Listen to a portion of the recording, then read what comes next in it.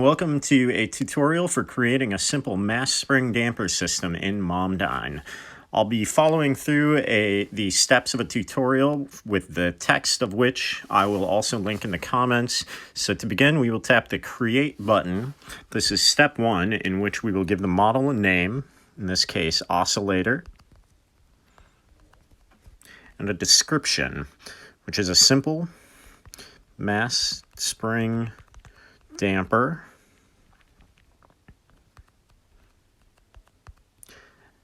as is common in linear vibration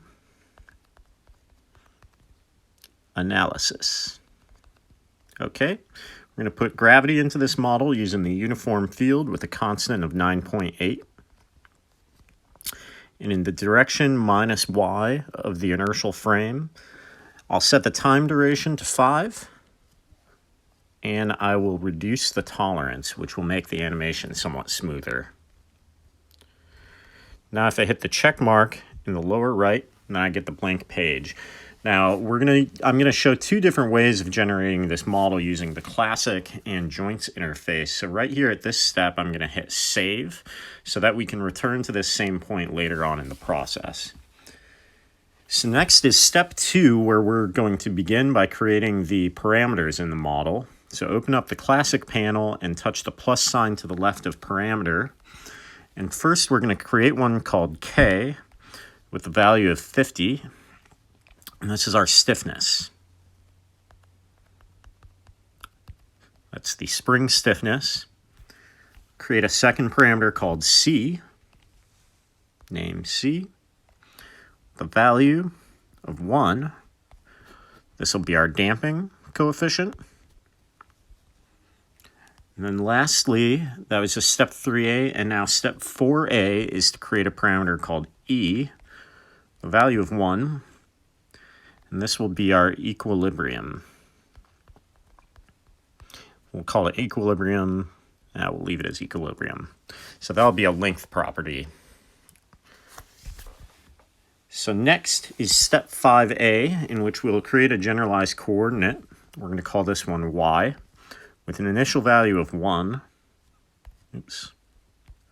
initial value of 1, and the description displacement.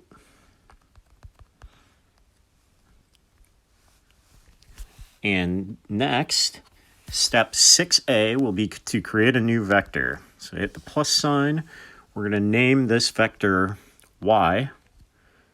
And then we are going to give it in the y direction the generalized coordinate y of t. Okay, and then step 7a will be to create our point. We are simply going to select the vector we just created, named y. And looking at our diagram, we can now see that new point A created with the vector at the end of the vector y, which is in gray. All right, so next we will create our spring. So if we close the classic panel and go to the loads panel, we can select down here the translational spring. We'll hit plus, and then we'll specify the endpoint of the spring will be the point A that we just created. And then for the 3 parameters, we will give them the corresponding K, C, and E properties that we created at the beginning. Hit the check mark. And now going back to the model, we can see the spring and damper with labeled parameters measured between the origin O and the created point A. So as I mentioned, that was generating this model using the classic interface. So what I want to do now is return to the completion of step 1, where we created this user.oscillator file. And now we're going to do the same thing using the joints interface. So now step 2b will be to create a new prismatic joint.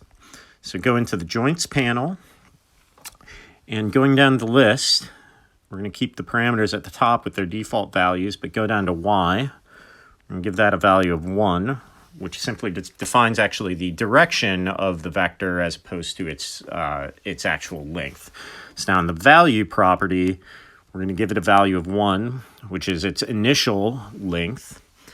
And then down here for K, I'm going to create the value of 50, C, the value 1, and for equilibrium, also 1.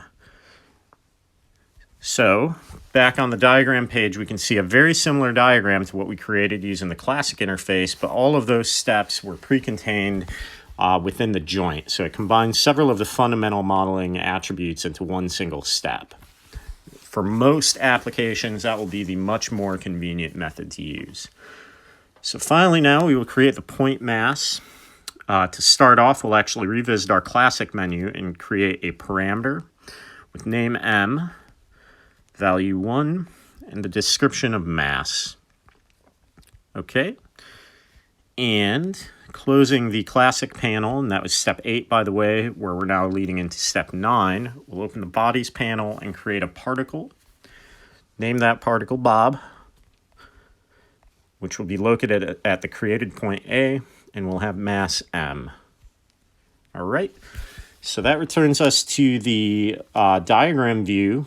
At this phase, all of our modeling steps are complete, so we can go ahead and simulate. So tapping the triangular play button in the lower left 3 times until we get the animation, you can see the bob basically bouncing up and down under the influence of gravity.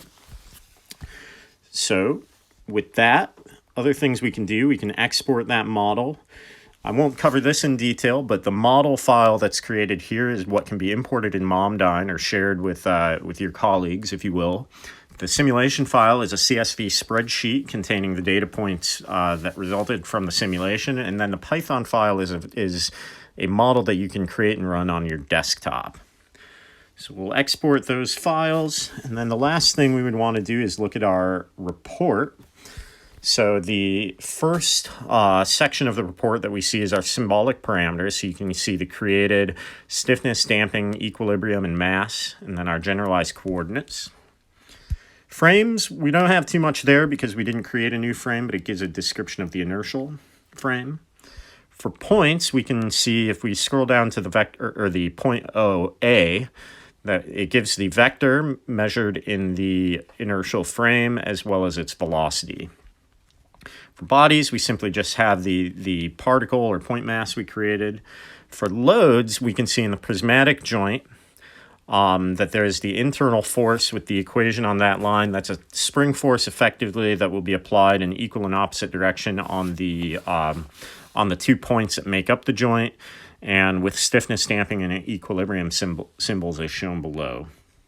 For the equations of motion, this is an exceedingly simple one. It would be m times the v prime or v dot, which would be the acceleration of the point. And then on the right-hand side, we can see the damping, gravity, and stiffness forces in the spring.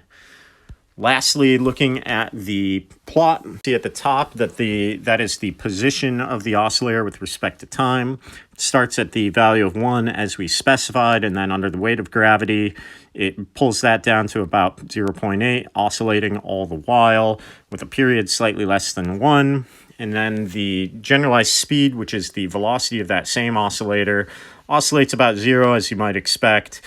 Both of these, you can clearly make out the conventional linear vibration, damped linear oscillator profile.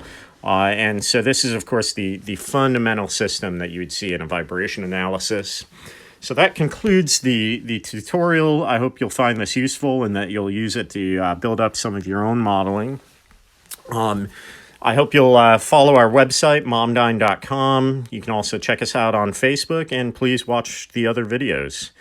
Thank you, and have a wonderful day.